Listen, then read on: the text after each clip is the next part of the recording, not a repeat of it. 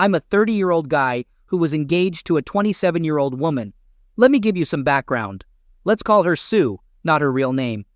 We met at a friend's engagement party, and man, she was stunning. Blonde hair, tall, skinny, and beautiful. Plus, she had a killer sense of humor, and we hit it off at the party. We started dating, and I knew from the start that she was the one I wanted to be with forever. I popped the question and asked her to move in with me, but she hesitated. I figured maybe she wanted to keep her independence, which I respected. Most of the time, I ended up staying at her place since I had a house in the suburbs that I almost paid off, and she lived in the city. It was convenient, and I didn't mind spending nights at her apartment instead of driving back home. She was a nurse, so sometimes I had to stay alone in her place when she had late shifts. So at first, she wasn't ready to move in with me because she didn't want to give up certain privileges. You see, she didn't have a car, and getting around would have been really tough for her. She actually wanted me to move into her place, but I'd already pretty much paid off my house's mortgage, so that wasn't an option. Plus, her apartment was too small for both of us. Then, COVID happened, and everything changed. Because of the lockdown, she decided to move in with me. She worked as an essential worker, so she was out most of the time, while I had the luxury of working from home as a software engineer. Because of the pandemic, we had to put our wedding plans on hold. To make things even more complicated, my dad had flown in to be with us for the wedding, but he got stuck here. Luckily, he didn't have to go to work, so he ended up leasing Sue's empty apartment since she wasn't ready to let it go yet. You know, it's important to mention that my dad and I weren't really close back then, but we were okay with each other. He left my mom and me when I was still a teenager, just so he could be with his secretary, who happened to be just 6 years older than me. It hurt at first, but I eventually got over the resentment since he didn't skimp on child support. He just wasn't interested in being a part of my life. While I was in college, my mom passed away, and he actually showed up at her funeral. He said he would still take care of my needs and that I didn't have to leave my stepfather if I didn't want to. My stepfather was fine with me staying, and my dad continued to pay for my expenses until I finished college. We would meet up whenever he flew in, usually for dinner or lunch. But most of the time, he was with different women who seemed to be around my age, or even younger. I didn't really like it, but I also didn't care that much. I figured it was none of my business, you know?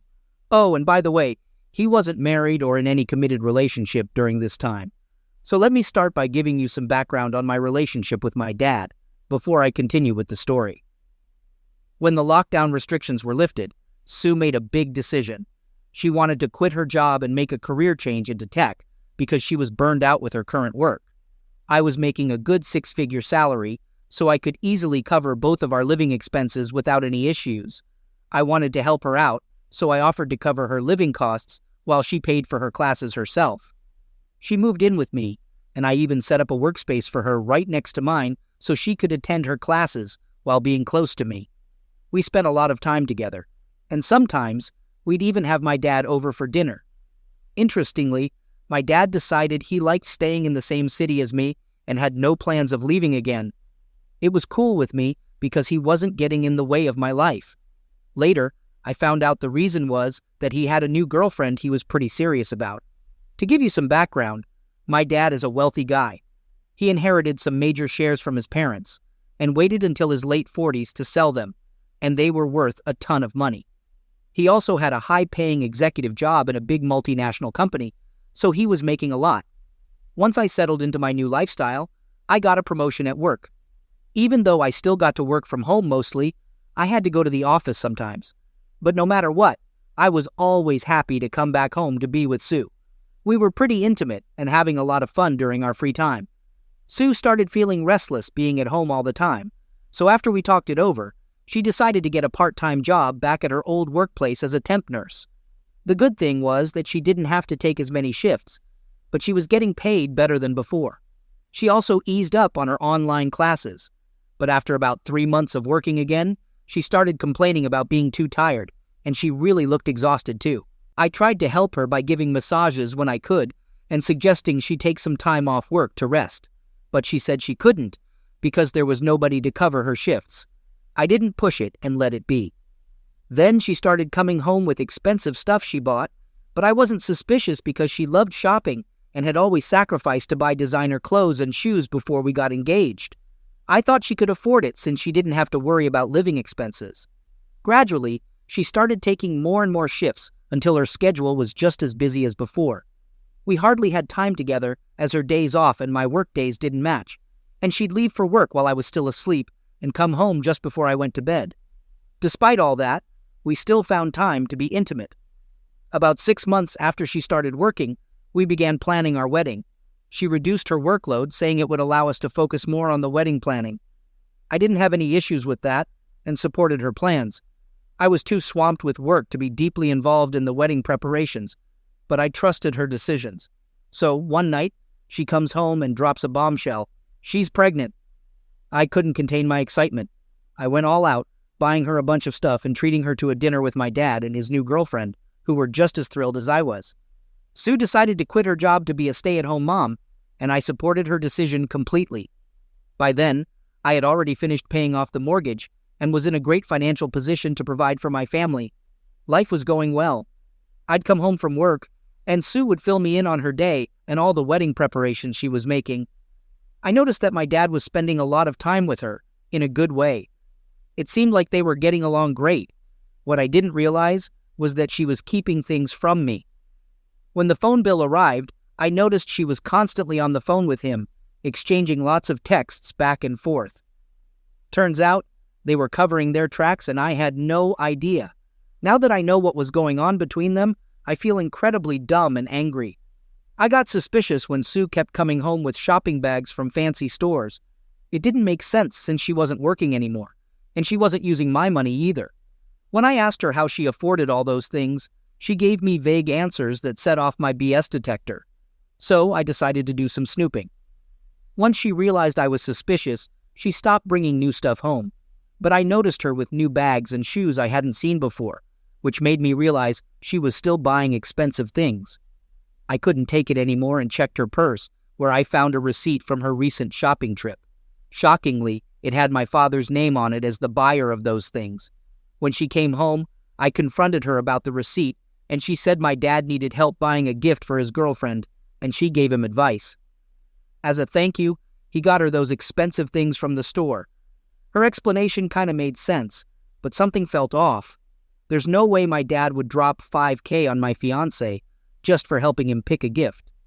I started connecting the dots and realized that my fiancé and dad were finding a way to be together almost every day. He was spending more time with Sue than with his own girlfriend. I didn't have concrete evidence, but I was pretty sure something fishy was going on between them. So I decided to take matters into my own hands. First, I sneaked a GPS tracker into Sue's car to see where she went, and I secretly set up cameras all around the house. In the first week, I didn't catch anything unusual. She went to the doctor's and the supermarket, pretty normal stuff. But I knew it was just a matter of time before they slipped up. I finally got the chance I was waiting for when Sue left her phone at home while running to the store. I knew her password, but I never snooped around without a good reason. But this time, I found out she had changed it. I returned the phone, acting all normal, and decided to wait and observe for another week to see if I could figure out the new password. Finally, I got it, and I waited for the perfect moment to get a hold of her phone. That moment came when she left her phone on the coffee table and went to take a bath. I checked her messaging app, but there was nothing useful there. So, I decided to go through her social media apps, and that's when I hit the jackpot on WhatsApp. She had been deleting her chats with him, so I didn't find much there. But what I did find shocked me to the core. She had sent him explicit pictures of herself just earlier that evening, with a message saying, "All yours, Daddy." My father hadn't replied yet, but it was enough to confirm my worst fear. My own dad and my fiancée were having an affair behind my back. The next couple of days were a living nightmare for me. I couldn't handle it anymore, so I decided to take a break from work and go camping to clear my head. But the night before I was supposed to leave, I saw Sue's phone lying around again, and an idea struck me. I installed an app on her phone to spy on her messages in real time and set it up to get notifications whenever she used WhatsApp. Then I packed my things and headed to a city hotel where I drowned my sorrows in alcohol all day. The next morning, I woke up with a hangover but a bit of clarity. If I wanted to confront this situation, I needed solid evidence. I kept a close eye on her messages in real time and saw that she had texted my father almost right after I left the house. After a couple of hours, I watched through the cameras I'd set up and saw my dad's car pull into my driveway. And there it was, the heartbreaking scene. My soon-to-be ex-fiancée welcomed him with a hug and a kiss. She was even wearing the lingerie set I had bought for her on Valentine's Day, the one she hadn't even worn in front of me, but she put it on for my father. I couldn't just let it slide. Both of them needed to face the consequences of betraying me. I secretly recorded their affair and kept the file hidden on my cloud, making sure Sue had no reason to check so she wouldn't know I was on to her and my father. I decided to stop drinking and started plotting my revenge. We still had 3 months until our planned wedding date, but I had to end things before then because I couldn't imagine marrying her again. After my break, I went back home on the 3rd day as planned. There was no trace of my father, as if he had never been there. Sue greeted me warmly and tried to initiate intimacy, but I turned her down. Just being in the same room with her disgusted me. That night, while she slept, I stared at her, wondering how she could lie to my face so easily, and why. I looked around the room and noticed new things, stuff I wouldn't have seen if I wasn't paying attention. There was a new winter coat she couldn't have afforded on her own, and I figured my father must have gotten it for her. As I watched her sleep, I had dark thoughts of wrapping my hands around her neck. The temptation was strong. I dug into her other messages and found out she had been talking to 3 other rich older guys before my dad got involved. When I checked her phone, I found videos of her doing sexual stuff with those men. The last time she had contacted them was before she moved in with me. Now it was clear that she didn't want to move in with me initially, so she could have the time and privacy to sleep with these guys. This discovery explained why she took on extra shifts and why she rushed to go back to work after retiring. It also made sense why she kept bringing home expensive purchases. The sad part was that I had always bought her costly gifts, hoping she'd stop starving herself because I knew how much she liked nice things. I took screenshots of all the messages and printed them out, keeping the videos I found hidden along with the one of her with my dad. The first step of her revenge plan was to become financially dependent on me. I pretended to have a change of heart, telling her I'd pay more attention to her and the baby. I made sure to cover almost everything she wanted, trying to make her feel secure. I'd go out and surprise her with things I knew she liked, while also telling her to stop spending her own money and just ask me.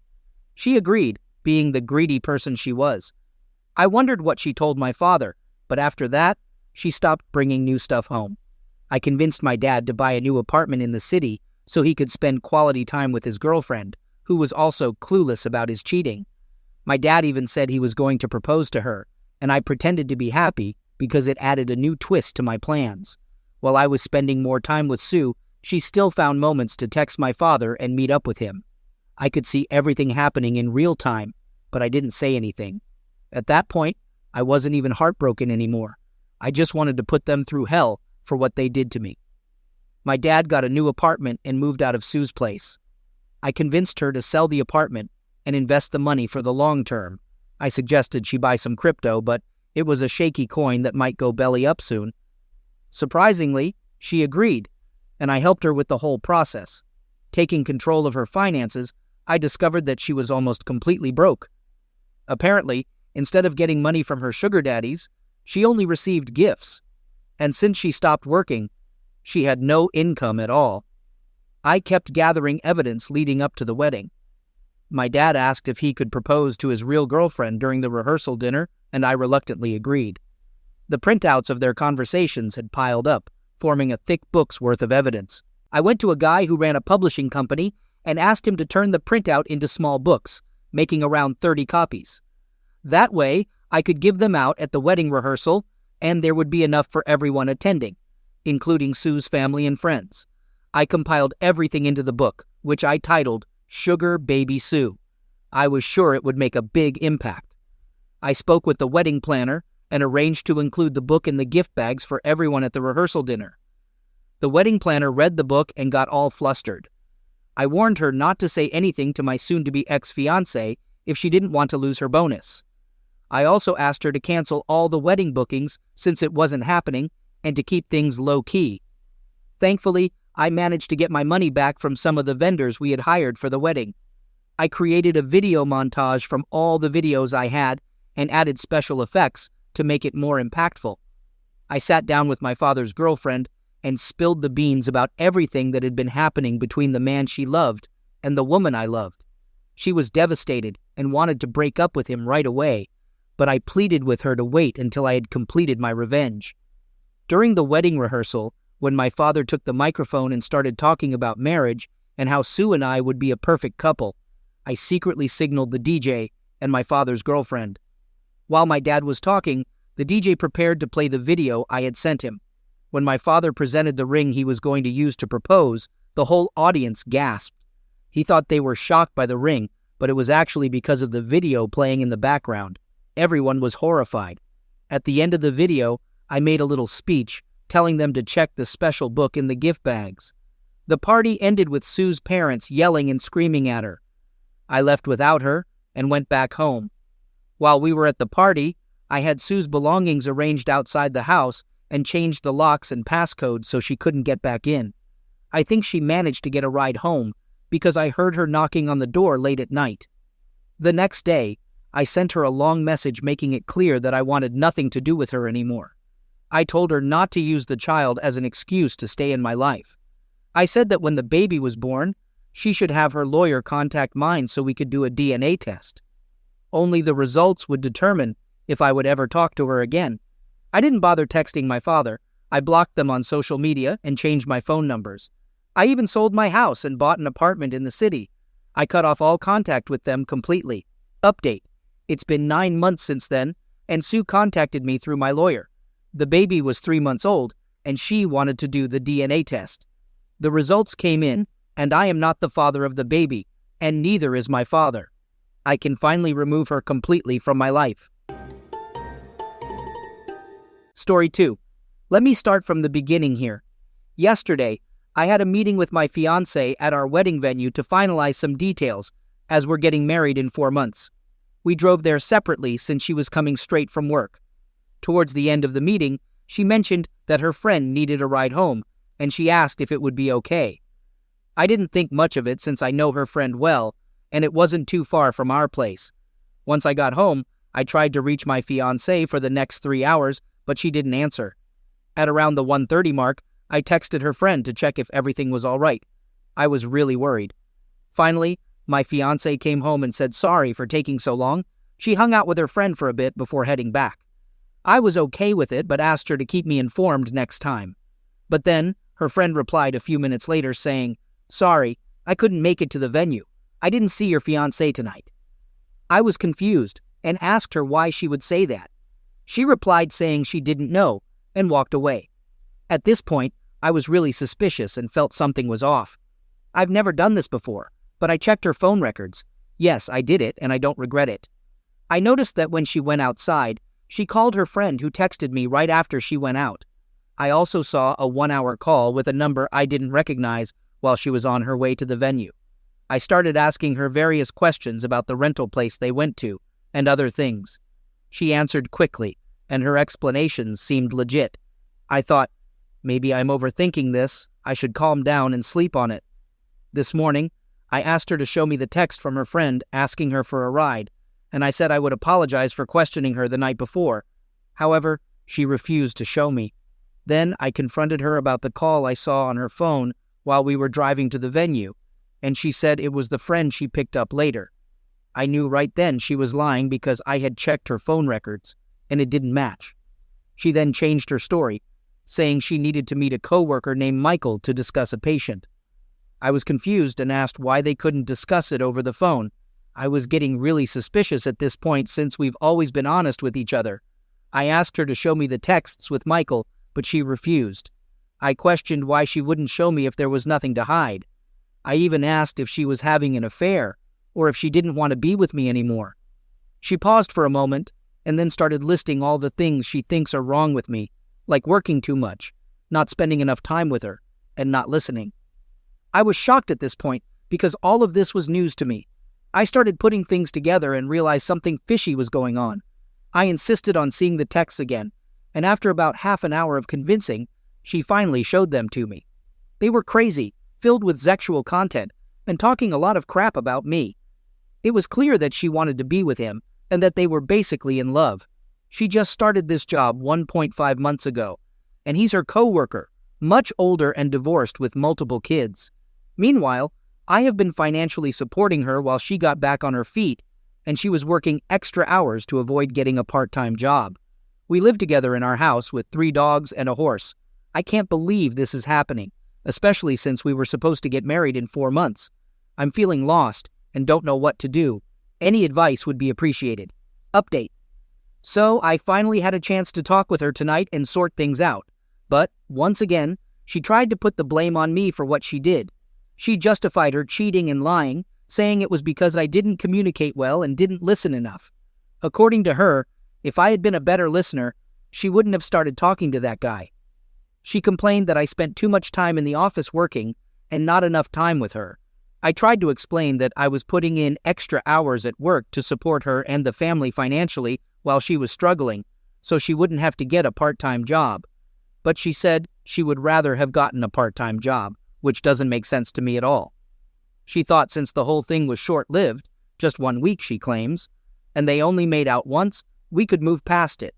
But when I brought up the texts where she was talking trash about me and having sexual conversations with him, she changed the subject, and I got nowhere. I told her that I'm not the reason all this happened. She went too far without considering the consequences or talking to me about her feelings.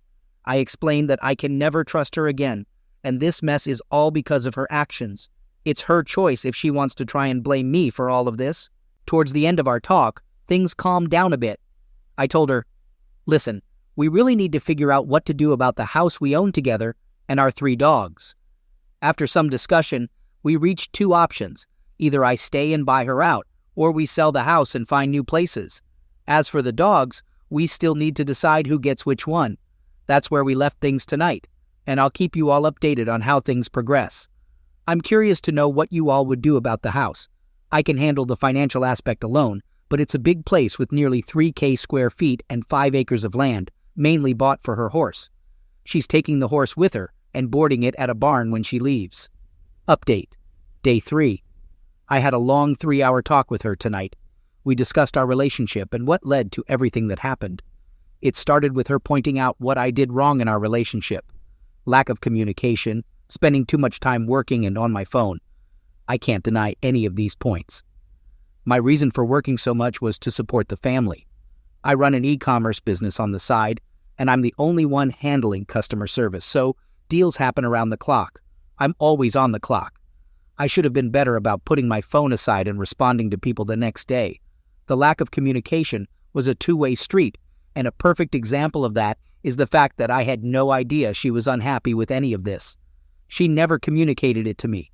She said she felt I would have gotten upset if she told me, but she never gave me a chance to work on it. I know I'm not perfect, and many times I do or say things that she misinterprets as rude. For instance, a week or 2 ago, I was trying to help her with a budget to tackle her financial problems and set up a plan to get her back on track. Just to note, I work in finance and do this kind of stuff for clients all the time. She mentioned she owed me around $1,000 and said she'd pay me back on her next paycheck. But when we went through the transfers to our joint account, it turned out to be over $5,000. I didn't mean to make her feel bad. I just wanted her to realize how much I've been contributing. Unfortunately, she took it as me trying to humiliate her. Maybe my timing was off, but I was only trying to help and ensure our financial situation was okay. We still had a lot to pay for the wedding, and I was being cautious with budgeting to make sure we had enough. It really bothers me that she keeps justifying her actions by blaming my flaws. She tells me she's surprised that I would throw away 7 years of our relationship like this. I have to keep reminding her that I didn't throw it away. She did with her actions.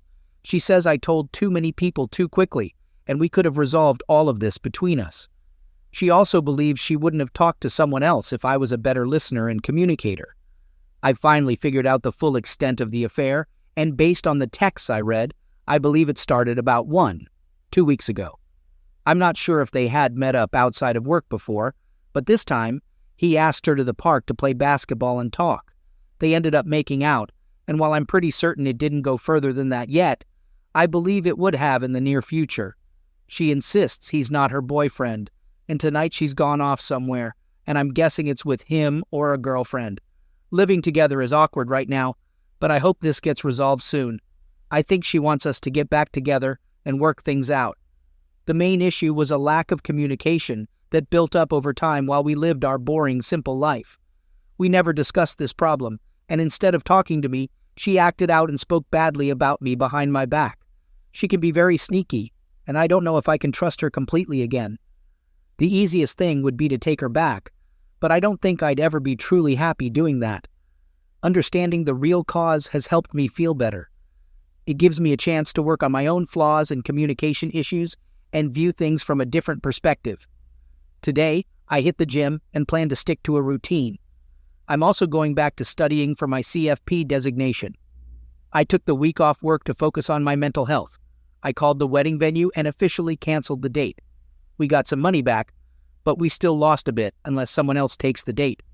I updated her parents again to keep them in the loop. They live far away and are probably worried sick. I assure them that everything is calm and fine and they don't need to worry about their daughter. After some research, I found that with the current interest rates, I won't be able to find a comparable house for the same mortgage I'm paying now. Apartments are expensive too. So, I think it's best to try and buy out her share and have her find an apartment. She seems to be okay with it right now. We'll get an appraiser to assess the value and figure out if I can manage half of the equity. Update. It's been almost a month since this whole situation went down, and I want to give you all an update. It's been a whirlwind of emotions and events. I'll be honest, in the few days after it happened, I was a mess, trying to get back with that cheating jerk. It's embarrassing to admit, but it's all part of the process of moving on. In that vulnerable state, I tried everything to make things right and better, but nothing worked. She told me she had to choose between me and him, and she chose him. That's when I finally woke up and realized I had let my self-worth plummet. I needed to step back and focus on myself and what's best for me. It's tough after 7 years of putting someone else first, but that's exactly what I've been doing since. I moved our joint savings to my own checking account. I figured out what was owed to me and transferred half of the balance back to the joint account for her to take. I've been hitting the gym every day since this happened. It not only improves how I look, but it helps me think clearly too. I've been doing some fun stuff lately, like shopping for suits, getting massages, and hanging out with friends and family. Looking back, I realized this relationship was isolating me from the people who care about me, which should have been a major warning sign. I never really did anything for myself. It was always about providing for my partner and our pets. But now, I'm changing that. I started seeing a therapist for the first time, and it's been helpful to talk things out and make decisions. I might even continue therapy after this situation is resolved to keep improving myself. As for the living situation, I'm still in the same house with my ex. She's sleeping in the guest bedroom, and we only communicate about practical stuff like feeding the dogs. I think she's a terrible person, and no matter what I say, she blames me for everything. It's ridiculous because she accused me of being a bad communicator, but then she couldn't communicate her feelings and ended up cheating. It's like she's living in her own delusional world. I've given up trying to reason with her because it's pointless. I've been keeping things moving by putting the house up for sale. I reached out to an agent, and after hearing their proposed sale price, my ex asked me to contact 2 other agents for their opinions. It wasn't fair, but I went ahead and set up all the appointments and met with them. Eventually, we chose the first agent we talked to. We got the pictures taken on Sunday and listed the house for sale that same night. The open house is set for next Saturday, and we're already getting a lot of attention on the real estate websites. My ex will be taking the horse to a barn, though we haven't decided where yet. As for the dogs, I offered to take 1 or none, but she wants to keep all 3 together, which is fine with me. It allows me to have a fresh start. Surprisingly, about a week ago, I met someone new, and we've been spending a lot of time together. I'm not expecting anything serious, but it's nice to have her company. She's been really supportive since she's been through a similar situation in the past. Talking to a kind, thoughtful, and independent woman has been a real eye-opener for me. It made me realize how much of a narcissist my ex was, so self-centered, manipulative, and dependent. I wish I had listened to the warnings from my family and friends much earlier. I got caught up in a simple routine, not really enjoying life, but just going with the flow because it was comfortable. We had a nice house, lots of land, and great pets, so I didn't want to disrupt things. But now, stepping back and reflecting, I see how much I missed. Some might say I wasted my time, but I'm choosing to see it as a learning experience. From now on, I won't ignore red flags, and I won't fall into the trap of settling for simplicity. I'll make sure to maintain strong relationships with friends and family, valuing their input and support. I want to give a big shout out to everyone who commented on my original post on Reddit. I posted there because I was lost and didn't know what to do. You all, complete strangers, took the time to help me, and that means the world to me. I read every single comment, and they all played a part in getting me to where I am now. I'm excited about the next chapter of my life, wherever it may lead. Thank you all sincerely.